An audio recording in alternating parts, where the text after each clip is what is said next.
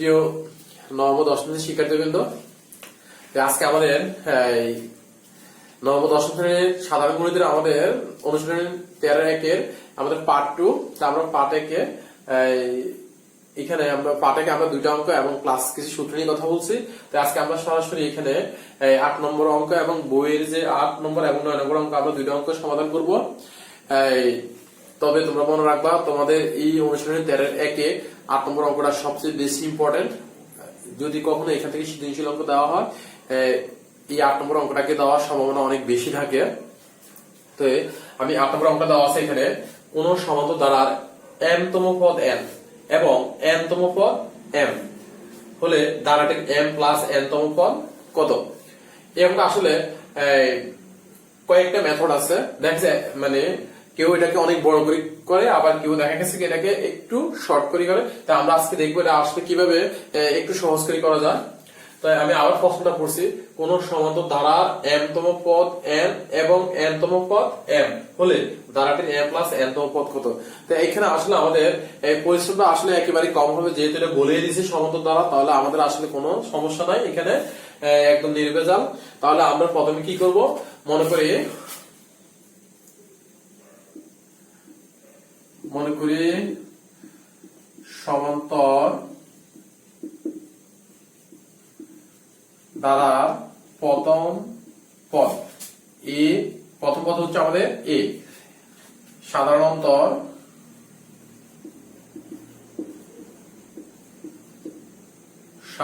হচ্ছে আমাদের ডি। ওকে, এবার দেখো কোন সমান্তর m তম পদ, অর্থাৎ m তম পদে আমরা জানি m তম পদে আমাদের সূত্র কি, a plus into n minus 1 into D, অর্থাৎ a প্লাস।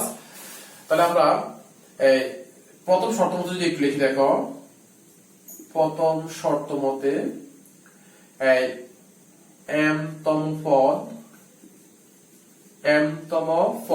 অর্থাৎ a প্লাস, এখন যততম পদ হয় n এর মানটা ততই আসে, তার মানে m মাইনাস 1 ইন্টু ডি। ওকে, এখন m তম পদ কত বলছে এখানে n, তাহলে আমরা বা এখানে এটার পরিবর্তে আমরা এখানে m দিতে পারি, আর হলো a plus m minus 1 into D. এটাকে আমরা 1 নং সমীকরণ দিয়ে দিই। আর এখানে দ্বিতীয় শর্ত মতে দেওয়া আছে n তম পদ m, তাহলে আমরা যদি লিখি দ্বিতীয় শর্ত মতে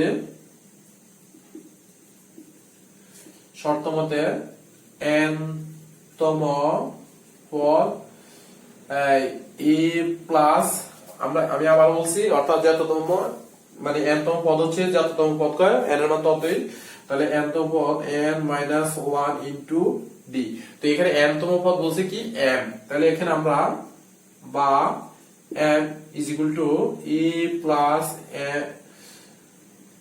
n মাইনাস 1 ইন্টু ডি, এটাকে আমরা 2 নং সমীকরণ দিলাম। আসলে অনেকে সমীকরণকে ভয় পায়, যে সমীকরণ দিলে মনে হয় যে অঙ্কটা অনেক কঠিন হবে। আসলে কিন্তু তা নয়, সমীকরণ দিলে আসলে আমাদের অঙ্কটা অনেক সহজ হয়ে যায়। যেমন আমি যদি এখানে যদি এই লাইনটা আমরা পড়তে হয়, তাহলে আমরা কিভাবে পড়বো, n is equal to a plus m minus 1 into d। তাহলে আমরা অনেকগুলো এখানে কথা বলতে হয়েছে।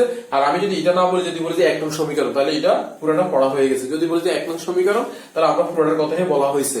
আর যদি আমি আলাদা বলতে যাই, তাহলে আমাদের অনেক সময় লাগে। ঠিক আসলে এই সমীকরণ দিলে আমাদের অঙ্ক অনেক সহজ হয়ে যায়।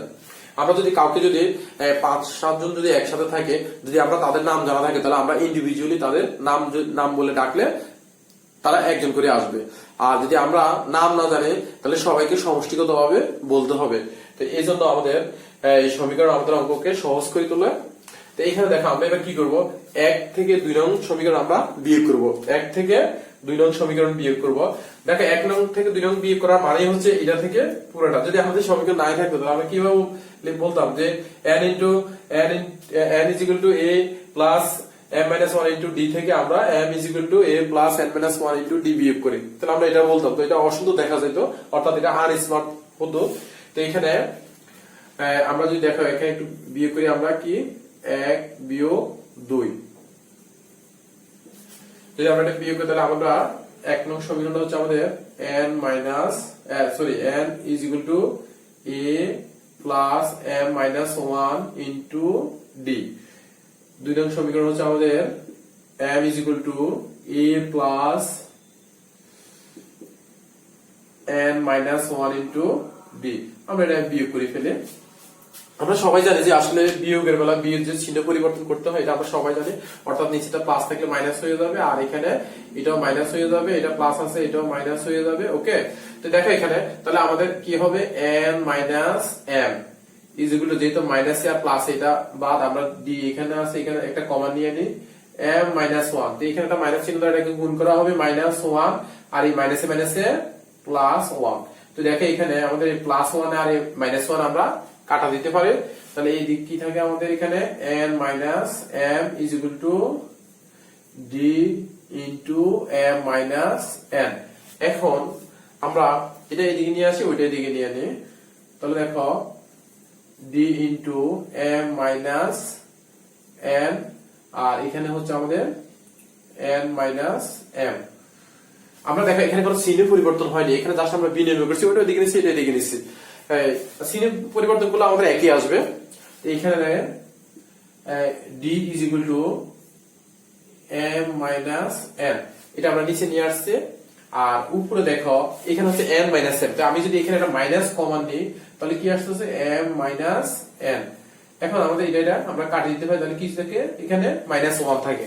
ওকে, তাহলে আমরা d এর মানটা কি পাইছি, অতএব d is equal to -1, d এর মান পাইছি আমরা -1। এখন আমাদেরকে কি বলছে বের করতে, m plus n তম পদ কত, m plus n তম পদ কত। তো দেখো এখন এখানে আমি যদি অর্থাৎ সাধারণ অন্তর বের করছি, আমি যদি এর মান যদি পৃথকভাবে বের করতে যাই তাহলে অঙ্কটা একটু ব্রড আকারে হয়ে যায় বা অঙ্কটা একটু বেশি বড় হয়ে যায়।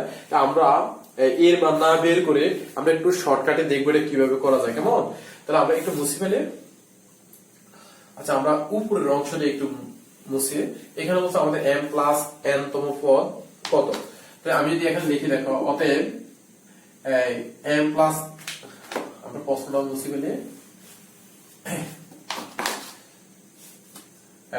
অতএব m plus n তম পদ দেখো a plus, এখন যত তম পদ ঠিক তত থেকে -1 বিয়োগ হয়, তাহলে m plus n minus 1।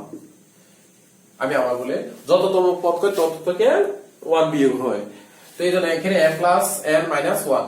এখানে আমরা এখন একটা কাজ করব, দেখো আমরা d এখন এই তিনটার সাথে গুণ সম্পর্ক করি, m এর সাথে n এর সাথে 1 এর সাথে, তো আমরা গুণটা এইভাবে না দিই অন্যভাবে একটু দেওয়ার চেষ্টা করি, m minus 1 d টা আমরা এটার সাথে গুণ সম্পর্ক, তো এখানে আমরা প্লাস দিই n d আমরা এইভাবে দিতে পারি।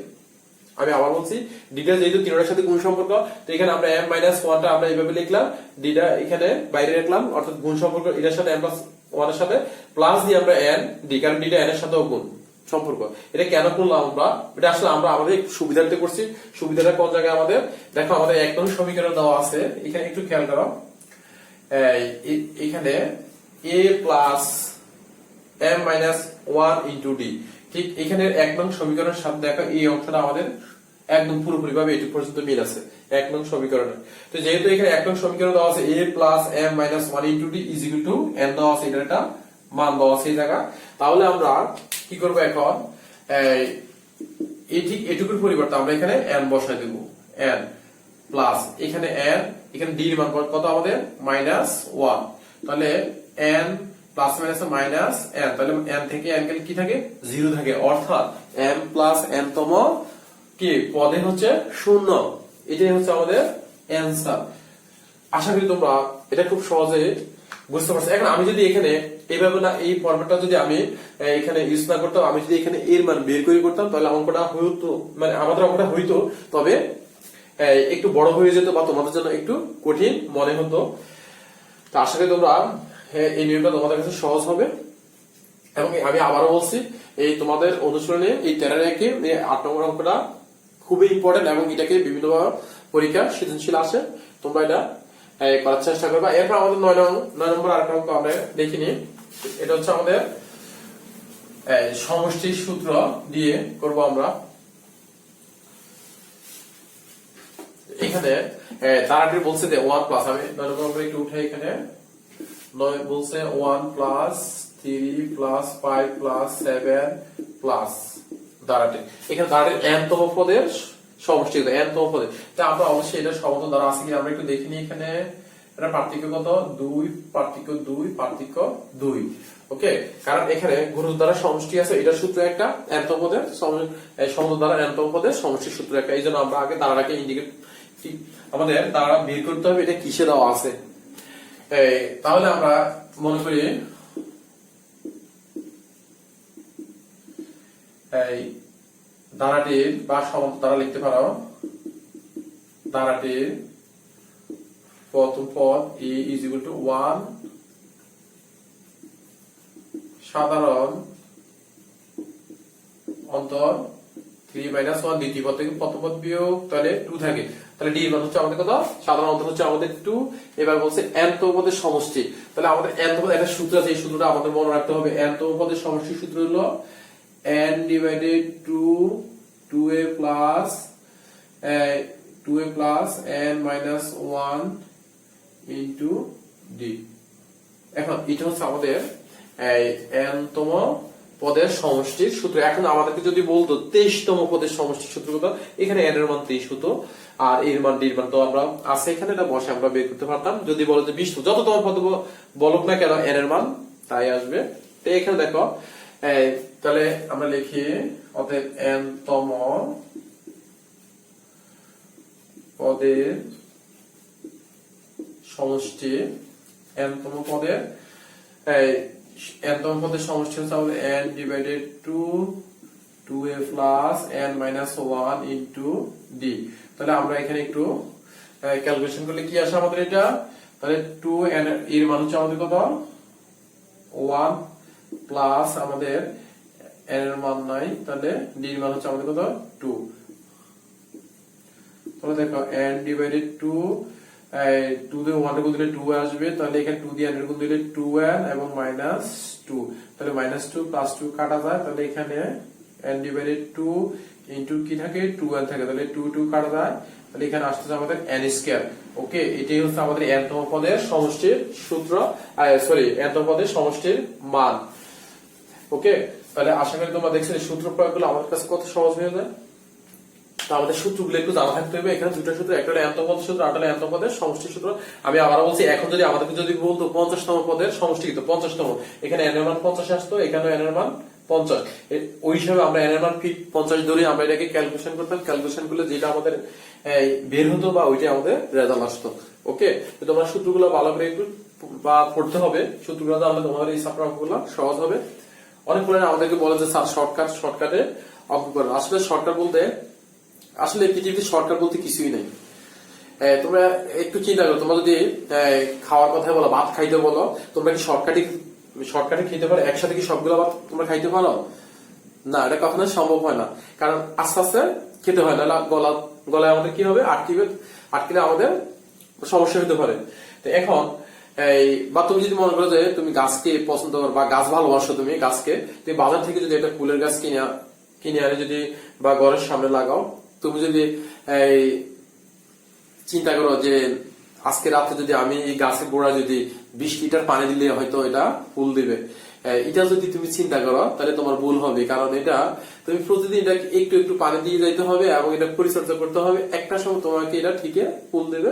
তো এই জন্য আসলে সরকার বলতে কোনো কিছুই নাই, সবকিছু পড়তে হবে আমাদের, আস্তে আস্তে পড়তে হবে। একটা সময় দেখবো যে আমাদের জ্ঞানের পরিধি অনেক বিশাল হয়ে গেছে।